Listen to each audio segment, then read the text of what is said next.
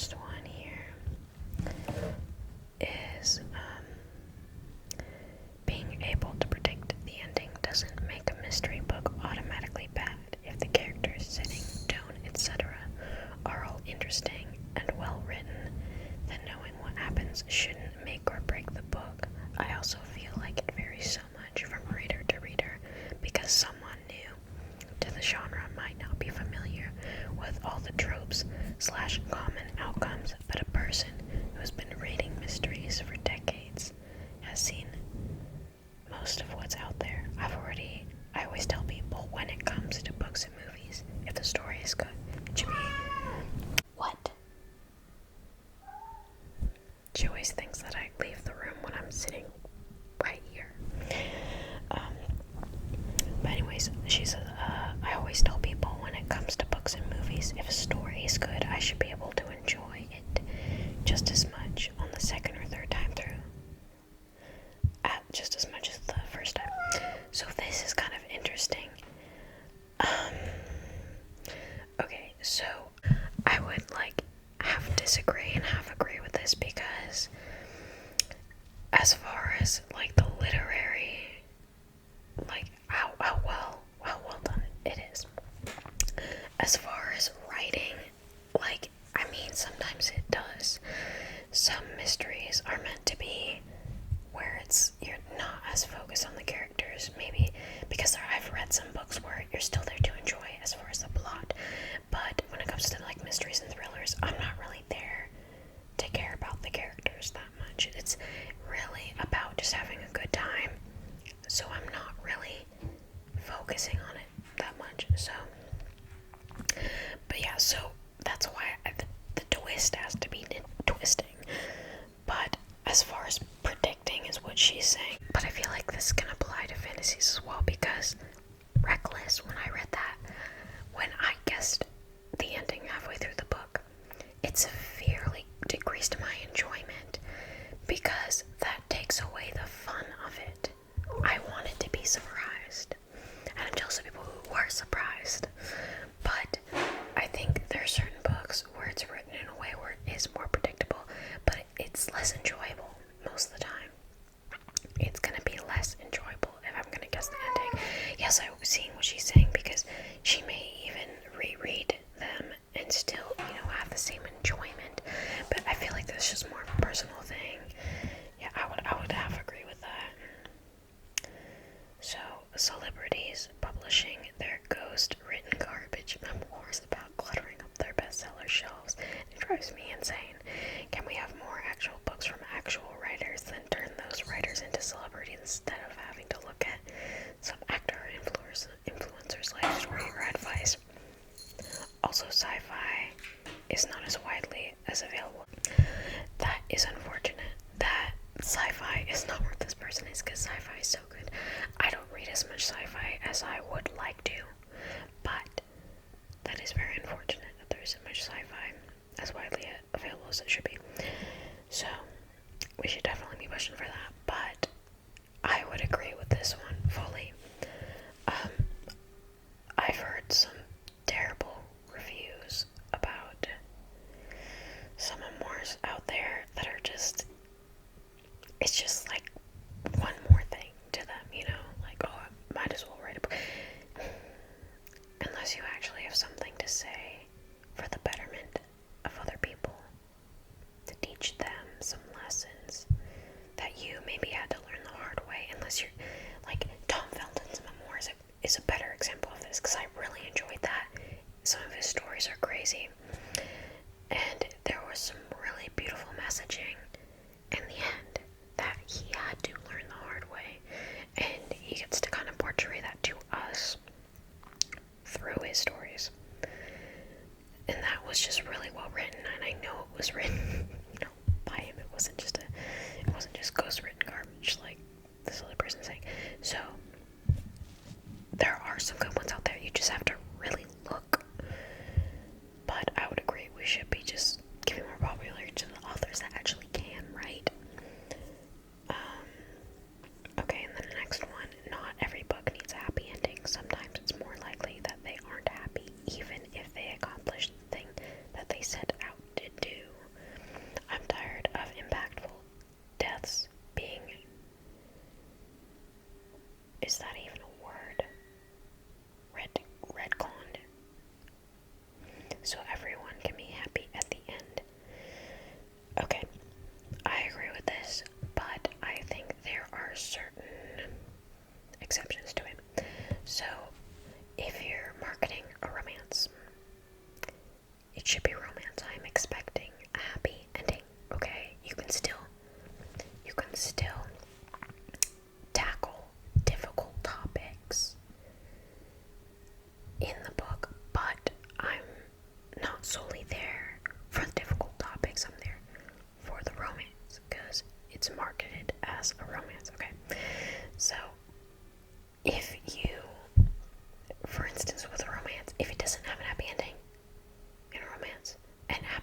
necessarily mean that, everything is going 1000% in their direction. It just means that the couple got together and is still together by the end. That's what that means. But there can still be a little bit of bittersweetness in it. But as far as every other genre, I honestly want to be heartbroken a little bit. So I do agree with this statement. I like some of my favorite books are ones that have made me cry. So I like mixtures of different emotions in my books. So yeah, sometimes I even prefer ones that don't necessarily have happy endings, but okay. And the next one says, I hate that it's been normalized when talking about a book. You can expose basically the whole plot as long as you don't give away the twist or ending. Blurbs, reviews, recommendations, etc. They're all guilty of this. Okay. Yeah, I would agree with this. Although some books, they do have multiple twists and things. It all comes down to what people see as spoilers. But as far as quotes, unless it's a quote from like super early on in the book, I would just say just don't even do it. Just don't even do the quote. So, but I think just summarizing the atmosphere of the book and where the character starts out, that's all fine. That's like a normal blurb, but yeah, they shouldn't be talking about the whole plot like that. Okay, describing a book as existing media meets existing media doesn't tell me anything good about the book. Okay, I'd say I agree with this. So it's like somebody's saying like Red Queen meets Hunger Games.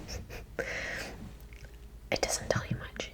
It just tells you that certain tropes that are in those books are going to be tropes in that book. Essentially, that's all it's telling you. It's telling you a couple tropes, essentially. Yeah, it doesn't really tell you anything. I find the tropification of literature to be extremely problematic and keeps new readers from exploring new genres and plots. I say this as someone who enjoys romance occasionally. A romance novel should not be described as one bed, forced proximity, or enemies to lovers. Okay, I would agree with this. Although some people do like it, so I'd say kind of both here, because if people want to look for certain tropes that they enjoy, and they're like, oh, I decided, like, I really like enemies to lovers. So when they seek that out, they should be able to seek it out via trope, but then they should look further into that book to see what it's like, actually, the atmosphere and all the other things. So yeah, tropification is something that I don't enjoy. I think I enjoyed early on in my like new reader journey, or like re-becoming a reader last year. I think it was helpful for me, especially as getting into books more. It made it kind of simple, but it is kind of a problem because it's also just the marketing is completely changed, because you're just marketing it based off of these tropes, and it's not giving the book the amount of time that it should be. It's almost like the short form instead of like the long form content, but of like books, everybody only got like 2 seconds instead of actually spending time to research the book a little bit. So reading should not be a luxury, and at the cost of even paperbacks these days is too much. Was at Barnes & Noble the other day and saw way too many 250-page paperback books that were MSRP $18 to $20. It's worse in YA, where the audience doesn't even have its own money to buy the books with. I would agree with this. And you know why? Because the book I bought the other day, The Spark of the Everflame, it was like $20, like $20.99 I think, and it's only like a 300-page hardcover fantasy. At Target, like, that's pricey, y'all. That's pricey, y'all. But that's just unfortunately inflation, and that's not really their fault, but that's just kind of inflation, so there's not much we can do about that at the moment. I will not buy a book if there's a hideous cover. I know it's vain and it's stupid, but I'll have to look at it. I don't need to pretend it's not something superficial. But honestly, some books are just not nice to look at. Have I brought books before the covers? Have I bought books before the covers were nice? Maybe. Did I enjoy them? Yes. Also, no offense to romance covers, but some of them are hideous and I'm sick of pretending. It's not even the typical romance covers. Those, I think, are cool. It's the new trend of the cutesy illustrations because they look somewhat the same, like bright cover, cute illustration, flashy font, etc. Just where's the difference? I would agree with this, but also I think it's not really the author's fault. I think it's the publishers trying to push something that they know is going to make them money. Unfortunately, because that's just the marketing team just being like, well, people are buying these, so this is the kind of cover we're going to do. So we have to just be more careful about what we're consuming. If you don't want to have those covers, don't buy those covers. And I don't think this person is, but I would agree though with the statement about if the book's not, like, if it has a hideous cover, like, she's not gonna buy it. I would say same, but because I read mostly fantasy, like, they're all pretty much like good covers. So like, if you read more romance, or especially people who read like dark romance, there's some like they all look the same.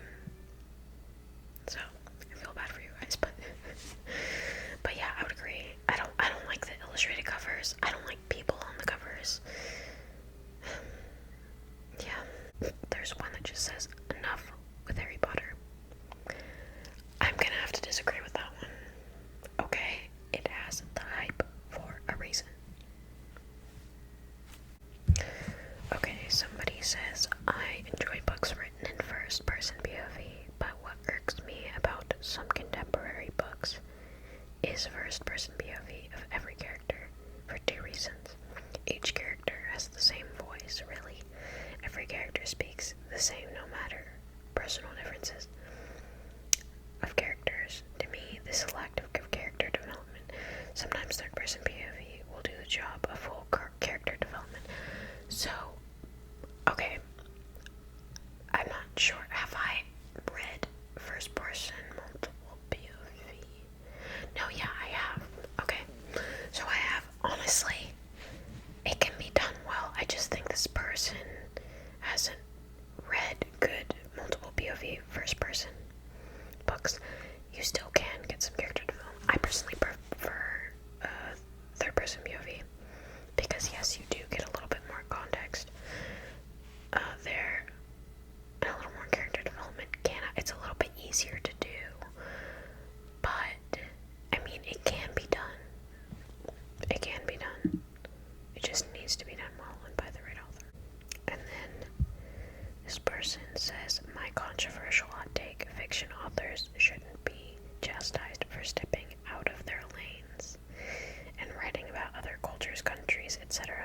The own voice movement has some thought-provoking and important points to consider, but if it's stifling authorial creativity, provided they do adequate research and approach topics with careful thought and attention to detail. I 100% agree with this. If it can be written well, and they've done all the research, which I'm sure they have in this day and age because they don't want to get canceled. But yeah, I would fully agree with this. I like when people step out of their lanes and try hard things, because that's a hard thing to do. It's a very difficult thing to do and a very scary thing to do. So I applaud them, those authors that actually do that and step out of their comfort zone. Okay, you can dislike something and recognize its genius. If you say something is bad just because you personally don't like it, you are an imbecile. Art is subjective, but there's still ways to measure quality, and some works are better than others. Also, I 100% agree with this. And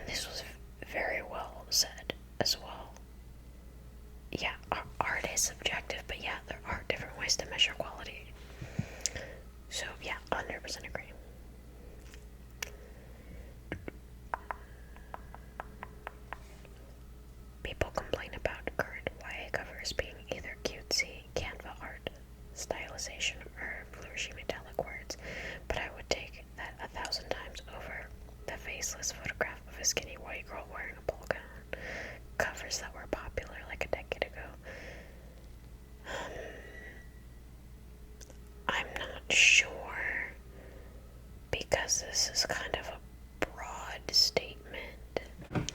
It really depends on the genre you're going. I don't think you can just put YA covers all in one. Yeah, I'm not sure about that. It's okay if people read common books like Dan Brown, etc. Doesn't give us a license to call them cringe and basic. I would agree with this. I don't know Dan Brown. I'm assuming he's an author.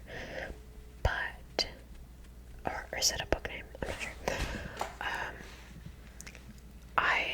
I would agree with this. So, even to those who read Calling Hoover, it's nothing about you. It's just entertaining to them, okay? So, just, like the other person was saying, art is subjective. And other people are reading for different reasons. Some people, it's escapism. Some people, it is to evaluate the literary mastery of it and enjoy that. Other people, it is to help them cope. And yeah, there's other things, but I'm not gonna shun them as a person, though.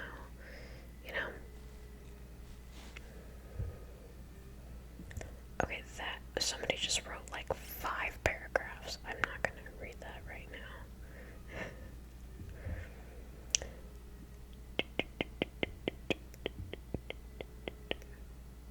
Okay, every physical book should come with an ebook copy, or at least a steep discount for the ebook copy.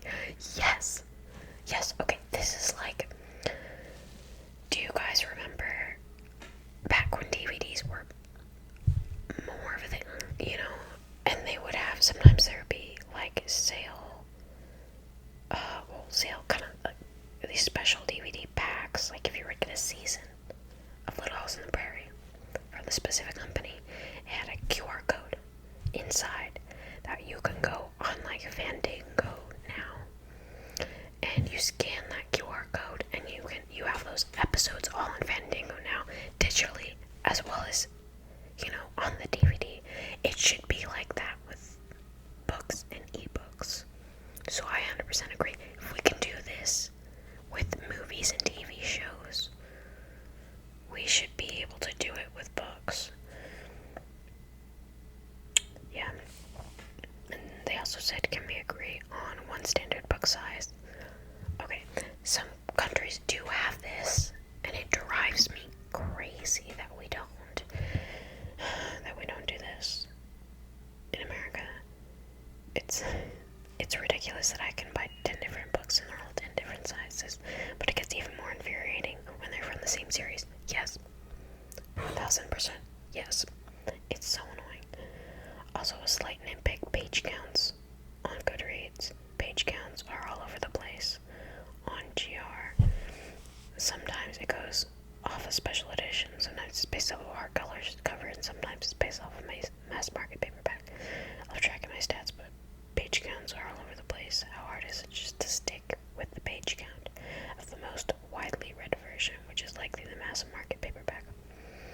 Okay, I'd say why Goodreads may not do this is because in this day and age, which is another hot take I actually have personally, is the marketing strategy of creating hardcovers when a new release comes out and then bringing it into paperback later. So annoying, because I want to read the book when it comes out, but maybe I have the rest of the books that authors wrote, or the rest of that book series, in paperback, and then I'm just gonna wait for it, and then maybe I'll forget about it and I won't even buy it.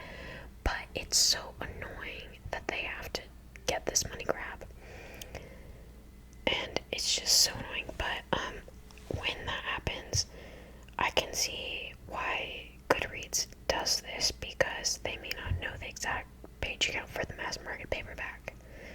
If, let's say, it comes out a year later, like Happy Place, it took like a year for it to come out in the mass market paperback.